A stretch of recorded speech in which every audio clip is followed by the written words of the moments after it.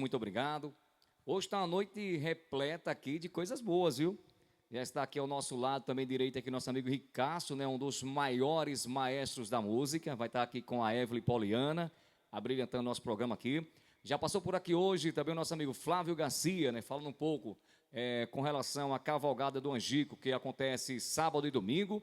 E agora, né, no quadro Fala Doutor, né, muitas mensagens, né, durante essa semana aí. Cléo, chama aí o doutor Marcos Bellarmino aí para falar um pouco sobre essa logística aí, sobre isso que está acontecendo e tal. E foi muitos burburinhos, né, que a gente vê aí nas redes sociais. Aí nas redes sociais. E não poderia deixar de não convidar aqui um especialista na área, que é o doutor Marcos Bellarmino aí, advogado especialista em direito de trânsito. E o internauta, doutor Marcos, várias perguntas. Antes de fazer a pergunta, eu gostaria de lhe saudar também com uma boa noite. Muito obrigado por sair do seu honorário lá de trabalho e vir gentilmente aqui atender o programa aqui da Cultura, o programa do Vaqueiro. Boa noite, viu? Boa noite, meu amigo Carlos, meu amigo Vaqueiro. E veja, primeiramente eu queria agradecer totalmente do fundo do coração, mais uma vez, por ter esse espaço, o canal do Vaqueiro, disponibilizado para divulgar ações na área do trânsito. A área do trânsito que todo mundo participa, seja como condutor, seja como passageiro. E tem essa nova temática aí que você vai abordar, que também é muito importante, não só para a Glória, para o Sertão, para Sergipe, para o Brasil. Então, gostaria de verdade, do fundo do coração, de agradecer por essa oportunidade que está dando, não ao doutor Marcos Bellarmino apenas, mas aquelas pessoas que se preocupam com o trânsito e estão preocupados com esse tema aí que a gente vai abordar. Maravilha. Lembrando que um trânsito, né, é um caso de todo mundo, né? Tanto o condutor, tanto pedestre, né? Todo mundo no trânsito, né, tem seu direito e sua obrigação, né? Deveres e obrigações. Então, com certeza, o trânsito é um caso de educação, um caso que a gente já começa lá do berço, lá na casa. Então, a gente vai tratar desse assunto aqui. Doutor Marcos Bellarmino, você que é especialista em direito de trânsito, né? A gente quer saber aqui, né? Chegou essa pergunta durante a semana, né? Tirar habilitação sem autoescola. Como é que o senhor, quanto profissional dessa área, como é que você enxerga aí essa temática que está aí rodando, não só as redes sociais, mas a TV, o rádio, os burburinhos aí nos quatro cantos do mundo, só se fala nisso, tirar uma habilitação sem fazer autoescola. Como é que o senhor enxerga aí essa situação? É isso, Cléo Marcos. Veja, algo que soa a princípio estranho, né? A gente tem essa cultura de tirar a primeira habilitação e necessariamente passar pela autoescola. Na verdade, nem sempre foi assim, né? Isso tem sido feito basicamente de 97 para cá, com a instalação do novo Código de Trânsito, né? Tem essas obrigatoriedades de participar, né, da autoescola. Mas agora tem essa nova ideia, né, de poder fazer a formação de condutor, ou seja, tirar a habilitação, a primeira habilitação, sem necessariamente passar pela autoescola. Aquilo que a gente entende hoje, na verdade, hoje tem o conceito dito, né, dessas autoescolas, na verdade, é o CFC, o Centro de Formação de Condutor, mais conhecido como autoescola. Sim, vai ser possível ser formado como condutor, tirar a habilitação sem passar pela autoescola. Maravilha, e são temas que são abordados aí no dia a dia, né? A gente fica muito contente em saber que temos profissionais gabaritados para vir sempre aqui tirar, né, as nossas dúvidas, né? Falar com o povo aqui no dia a dia. E também, doutor Marcos, eu gostaria que você também demistificasse aí outros temas aí pertinentes no dia a dia. Você pode ficar à vontade aí para abordar aqui nesse nosso bate-papo. É isso, Cléo Marcos. Veja, eu apenas falei que sim, é possível fazer, ou vai ser possível fazer, não é, a primeira habilitação sem passar pela autoescola. Contudo, né, tem um histórico e tem um fim, tem um objetivo e um procedimento que vai ser mudado. Primeiramente, é preciso entender que o que está acontecendo hoje, por isso que tem muitos burburinhos, muita discussão na rede social, né, diante desse tema, e é uma questão que a gente chama de mudança de paradigma, mudança de ideia. Como é que hoje a gente faz a primeira habilitação? É necessário passar pela autoescola e, de repente, muda a ideia para não passar pela autoescola, para não ter obrigatoriedade de passar pela autoescola. Por isso que a gente chama de mudança de paradigma. Está sendo discutido hoje a nível nacional justamente um projeto onde tenta democratizar essa primeira habilitação. Um projeto que está sendo conduzido pelo ministro do Transporte, Renan Filho, inclusive o Renan Filho que é aqui próximo de Alagoas, né, ex-governador de Alagoas, hoje é ministro, e pelo secretário nacional de transporte, o secretário da Senatrans, o secretário nacional de trânsito, né, o Catão lá, que ele está, junto com o Renan Filho, desenvolvendo essa ideia. Tem um projeto já, atualmente já tem uma minuta de resolução sendo discutida com todas as pessoas que se interessam. Existe um portal lá no Ministério do Transporte que você, como cidadão, pode entrar e discutir o que está sendo feito lá, opinar, né, as regras que estão sendo estabelecidas para esse novo procedimento. Então, qualquer pessoa, seja empresário, pessoa física, seja autoescola, pode entrar lá, acessar o site, o portal do Ministério do Transporte e discutir aquilo que está sendo proposto. E dentre as coisas que estão sendo propostas, uma coisa que é mais importante é o procedimento de tirar essa obrigatoriedade das autoescolas. Mas por que esse novo paradigma surgiu? Por que essa nova ideia surgiu? Foi justamente porque se entendeu que, há algum tempo, isso está sendo oferecido como exclusividade, essa formação para as autoescolas, mas alguns problemas continuam acontecendo. Por exemplo, o sinistro de trânsito hoje não tem diminuído. Então, se pergunta, mas por quê? É uma série de fatores que fazem com que aumente o sinistro de trânsito. Mas um desses fatores, talvez, seja justamente parte da formação. Outro fator é aquela situação que a gente sabe que tem, e eu vou colocar em números, que muita gente roda por aí no trânsito, né, transita, dá uma de motorista, só que não tem a formação adequada, não consegue ter habilitação. E por quê? Aí entra o diagnóstico importante. O valor para tirar a primeira habilitação hoje é muito alto em todo o Brasil. E essa é a reclamação de muita gente. O valor pode chegar de 3 a 5 mil reais para tirar a primeira habilitação. E muita gente sofre com isso porque não tem esse valor disponível para isso. O que ocorre? Por isso que a gente encontra muita gente sem habilitação. O número é grande. E no Brasil, os dirigentes desse projeto, dessa medida de resolução, e como também está sendo apoiado por diversos especialistas em direito de trânsito, no Brasil estima-se que tem em torno de 20 milhões de motoristas, de pessoas que estão conduzindo veículos, seja carro, moto, sem habilitação. 20 milhões. É um número muito grande. E o estudo, né, demonstrou que grande parte desse número, dessas pessoas que estão conduzindo sem habilitação, é porque não tem condição financeira de pagar. Isso é a realidade. Por exemplo, eu não sei o caso aqui do Sertão, mas vamos supor que seja aí no patamar de 4 mil para tirar a primeira habilitação.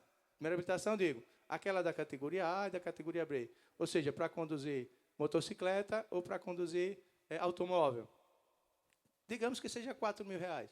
Para um trabalhador, para uma família carente, é impossível pagar esse valor. Não é fácil. O que acontece?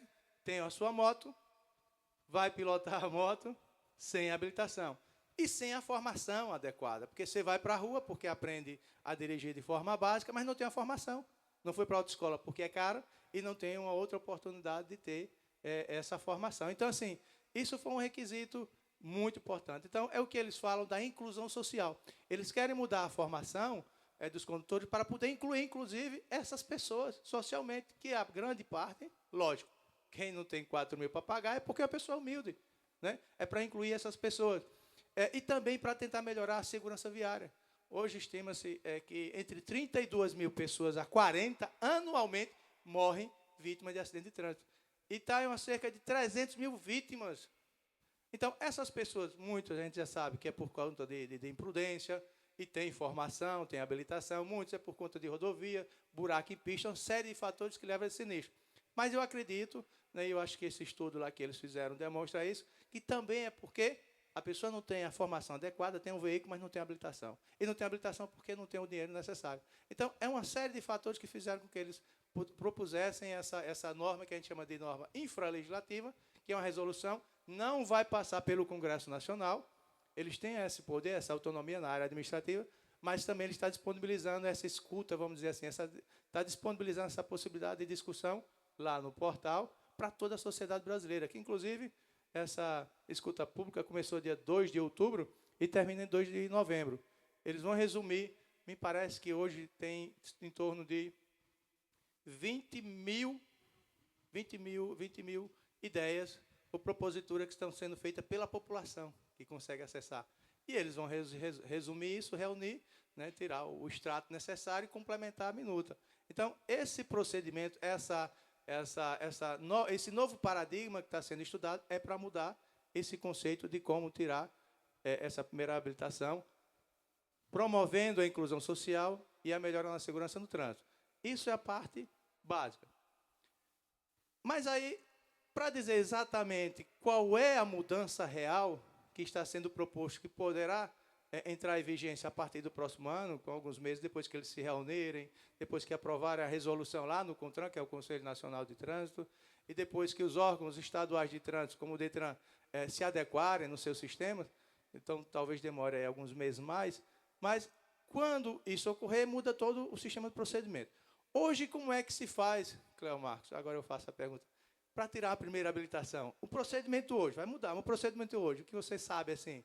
A gente tem que ter a maioridade, aí vai lá, frequenta a autoescola, faz as provas, passa no teórico, no prático e recebe a habilitação, que é aquela, como é que se diz, que é de um ano, a provisória, para depois receber a definitiva. São um dos trâmites, mas tem outra coisa? Muito bem, você está se tornando especialista em direito de trânsito, como eu. Então, é isso. Inclusive, a proposta, o projeto, tende, inclusive, diminuir um pouco a burocracia. Porque muitos não reclamam de quê? Da burocracia. É dentro disso que você falou, mas, assim, inicialmente, você tem que ter os requisitos, realmente. Ter maioridade civil, penal, 18 anos, tem que saber ler e escrever, e tem que ter RG e CPF. Hoje é assim, esses requisitos básicos não vão mudar. Posteriormente, inclusive, eu tenho isso com, se não total prioridade, né, mas com conhecimento mais, com uma abstração melhor, porque eu fui servidor do DETRAN por 10 anos, praticamente. Eu fui servidor efetivo 10 anos, saí pedindo exoneração para advogar. Então, essa parte prática do sistema do DETRAN eu conheço bastante. Então, hoje, como é que faz para você tirar uma habilitação? Você tem que ir até o DETRAN, a regra, ou acessar o portal, solicitar o serviço de primeira habilitação, paga uma taxa inicial devida, vai ao DETRAN para fazer a biometria, não é isso? Colher a imagem do rosto, dos dedos e tal. Posteriormente, o DETRAN encaminha você para fazer a avaliação psicotécnica, psicológica. Se passar, o DETRAN depois encaminha para fazer a avaliação médica, incluindo a visão, né, a avaliação da visão. Sendo aprovada, aí o DETRAN libera você para fazer o quê? Ir à autoescola. Não é esse o procedimento? Perfeito. A autoescola para contratar a formação. Veja que o interessante, que eu faço uma pergunta nesse meio tempo aí, e pergunto, quem é que dá formação educacional, regra geral, à nossa população? O professor. É o professor. E o governo? Vem da instituição pública. Tem instituição privada, mas também tem a instituição pública, correto? Você vai para o ensino fundamental, tem o público e tem o privado. As pessoas estão estranhando porque vai tirar da autoescola, que é privado. Mas a formação profissional, a formação básica, tem o público e tem o privado. Então, não há de estranhar se esse paradigma mudar. Pois bem, então, hoje, vai até a escola, contrata o serviço, a autoescola oferece as aulas práticas, que me parece que são aulas teóricas inicialmente, que são 45 horas. Muitas vezes as pessoas não conseguem frequentar ou não têm o tempo necessário para entrar naquela turma que a autoescola oferece, porque trabalha, porque não mora naquela cidade que tem autoescola, e às vezes isso dificulta, não é? Mas são 45 horas aulas que a pessoa tem que ir para a autoescola. Depois da autoescola, é encaminhado para o DETRAN para fazer o quê? A prova teórica. Então, quem aprova não é a autoescola, quem aprova é o DETRAN. E isso vai continuar a aprovação. Depois que for aprovado na teórica, basicamente, volta à autoescola para fazer as aulas práticas. A autoescola, eu repito, CFCs, que é o Centro de Formação de Condutores. Fazer as aulas práticas, que me parece que estão em torno de 20 aulas. Né? Feitas 20 aulas práticas, com instrutor, tudo cadastrado, fiscalizado pelo DETRAN, de responsabilidade da autoescola ali. A pessoa vai e faz, volta para o DETRAN para fazer o quê? A prova prática, não é isso? Isso. A sequência, sendo aprovado, ela recebe a habilitação no próprio DETRAN ou até na sua comodidade da sua casa, que tem essa opção de os Correios levar lá, paga uma taxinha. Mas tudo isso, hoje, foi observado que tem um custo muito caro. E é com base nisso que está sendo proposto essa nova possibilidade.